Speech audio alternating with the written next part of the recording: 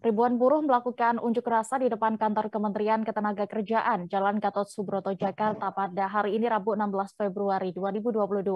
Para buruh mendesak Menteri Ketenagakerjaan Ida Fauziah mencabut Permenaker nomor 2 tahun 2022 soal jaminan hari tua yang tidak bisa diambil keseluruhan jika usia buruh belum mencapai 56 tahun.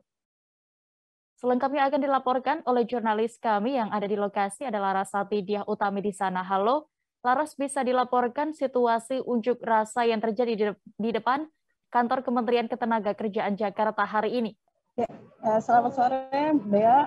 Saya jurnalis Rasati Diah Utami melaporkan langsung dari kantor Kementerian Ketenagakerjaan Jalan Gatot Subroto di Jakarta. Jadi tadi baru saja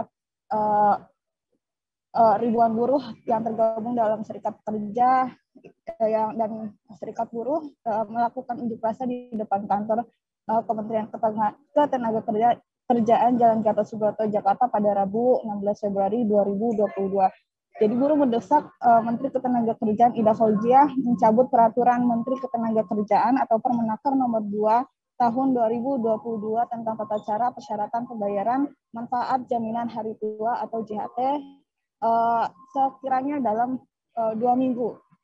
Sebagaimana diketahui dalam Belet Permenaker nomor 2 tahun 2022 diatur soal jaminan hari tua yang menyatakan JHT tidak boleh diambil keseluruhan jika usia buruh belum mencapai 56 tahun. Hal ini memicu aksi buruh di seluruh Indonesia termasuk aksi yang dilakukan di kantor Kementerian Ketenagakerjaan Jalan Gatot Subroto hari ini.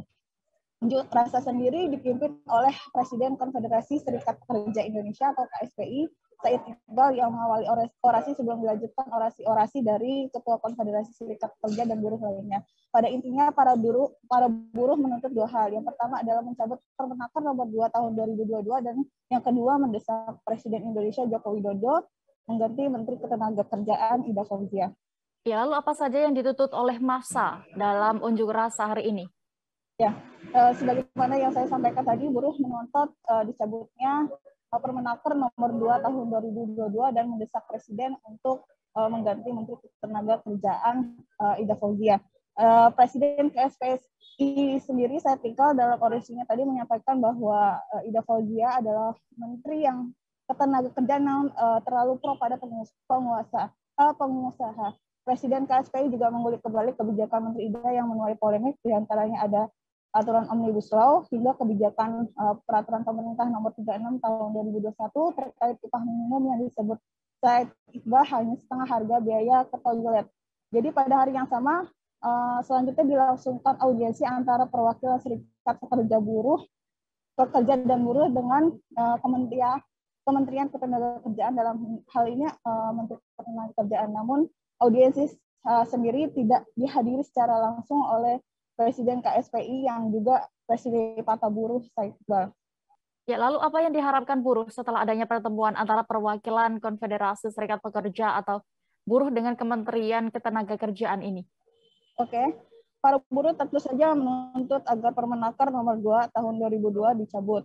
Namun setelah ada audiensi antara Kementerian Ketenagakerjaan atau Menaker dengan perwakilan buruh, Dirjen PHI dan Jamsos Indah Anggoro Putri dalam konferensi pers itu menyatakan kalau tidak Permenaker ini tidak akan terbit jika tidak ada persetujuan dari pemerintah, dalam hal ini juga persetujuan dari Presiden Joko Widodo.